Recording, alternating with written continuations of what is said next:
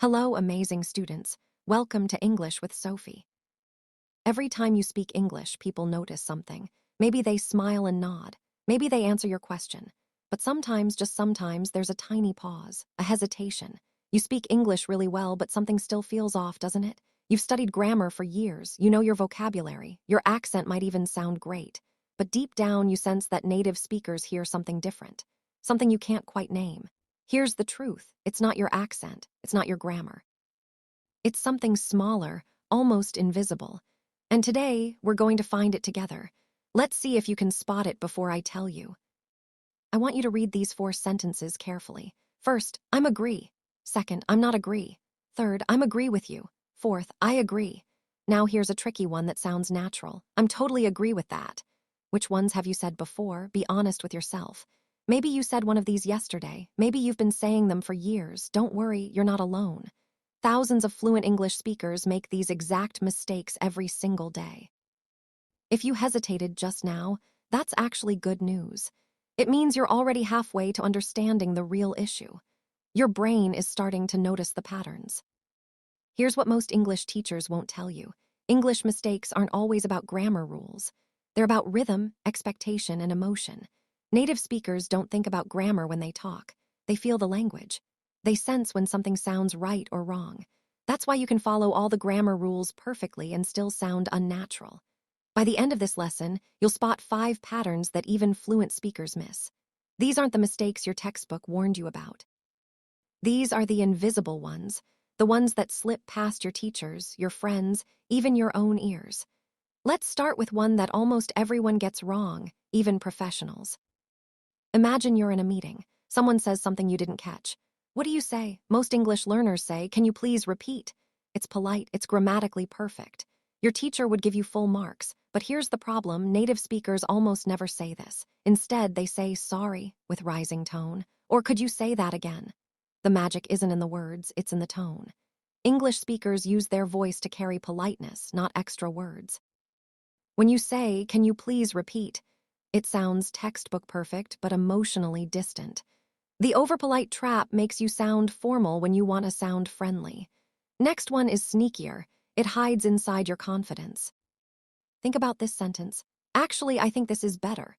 Sounds confident, right? You're sharing your opinion clearly, but listen to how native speakers hear it. That word actually changes everything. It makes you sound defensive, like you're correcting someone or disagreeing. Your brain adds actually because you want to sound careful and thoughtful, but English ears hear uncertainty and pushback. Try these instead. I'd say this works better. Or this one feels stronger. Notice the difference. Same meaning, completely different feeling. You sound decisive, not defensive. Your confidence comes through in the structure, not in safety words.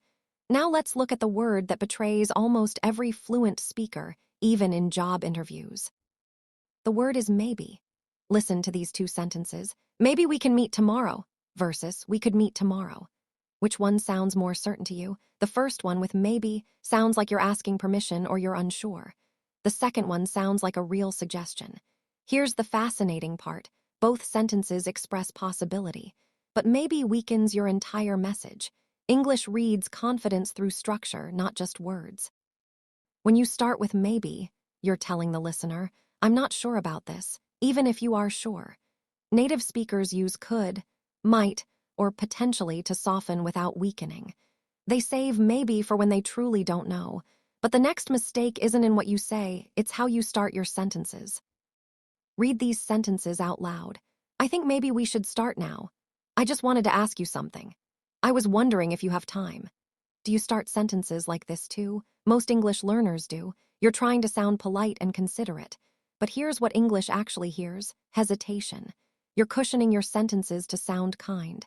That's beautiful in many languages, but English interprets these cushions as uncertainty. The fix is simple but powerful. Start direct, then soften with tone. "Should we start now? Can I ask you something? Do you have time?" Same politeness, double the confidence. What happens when you remove those cushions? "Let's try right now." Take this sentence. "I just wanted to ask if you can help me." Now strip it down. "Can you help me?" Say both out loud. Right now. Feel the difference. The second one sounds clearer, more confident, and this might surprise you, not rude at all. Your tone carries the kindness. The words carry the clarity. When you combine cushion words with your natural politeness, you sound apologetic. When you use clear words with warm tone, you sound confident and kind. This is the secret native speakers use every day without thinking. They trust their tone to do the emotional work. Good. Now you're ready for something even trickier, when being too correct makes you sound wrong. Look at these perfectly grammatical sentences. I will not attend the meeting because I am sick. It is raining heavily outside. Nothing wrong with them, right? Your English teacher would approve, but they sound like a robot wrote them. Native speakers almost never talk this way in real conversations. Here's how they actually sound. I can't make it feeling sick. It's pouring out there. Same information. Completely different energy. The first versions are over-precise. They follow grammar rules perfectly, but ignore the rhythm of real speech. English flows when you use contractions, drop unnecessary words, and let your sentences breathe. Now we move from language to rhythm, the hidden code of native speech. Listen to these two sentences. Imagine the tone in your head. You didn't call me, with surprise in your voice. You didn't call me, with disappointment. Same exact words, different emotions. Which one do you use by default when you're confused or upset? Most English learners don't realize that the melody of your sentence changes the entire meaning. Fluent English isn't just what you say, it's how your voice moves through the words. Rising tone asks questions or shows surprise. Falling tone makes statements or shows certainty. Flat tone can sound bored or angry. Your grammar might be perfect, but if your melody is wrong, people misunderstand you completely. And that melody changes everything in the next example. Try this sentence 7 different ways. Each time, stress a different word. I didn't say she stole the money. Stress I, someone else said it. Stress didn't, you're denying it. Stress say, maybe you implied it. Stress she, someone else stole it. Stress stole, maybe she borrowed it. Stress the maybe she stole something else. Stress money, maybe she stole something different. 7 completely different meanings. Same 7 words. This is how native speakers create meaning without adding new vocabulary. They use stress patterns like a secret language. When you speak with flat stress, English sounds monotone. When you stress the wrong word, you send the wrong message. Now you'll see why even your best sentences sometimes sound misunderstood. Have you ever sounded angry when you were just being clear? Maybe you said, I said I already sent it. And someone asked why you were upset. But you weren't upset, you were just explaining. Here's what happened. You stressed I and already without meaning to. Those stress points added emotion you didn't intend. English uses tone for emotion, not volume. Many languages use volume or directness to show feelings. English uses stress placement and melody. When you stress, I said, it sounds like, why don't you believe me? When you stress already, it sounds like, I told you this before, weren't you listening? You meant to be helpful.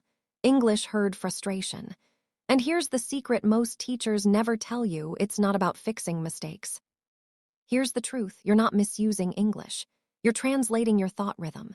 Every language trains your brain to organize ideas in a certain order, to emphasize things a certain way, to express politeness through specific patterns.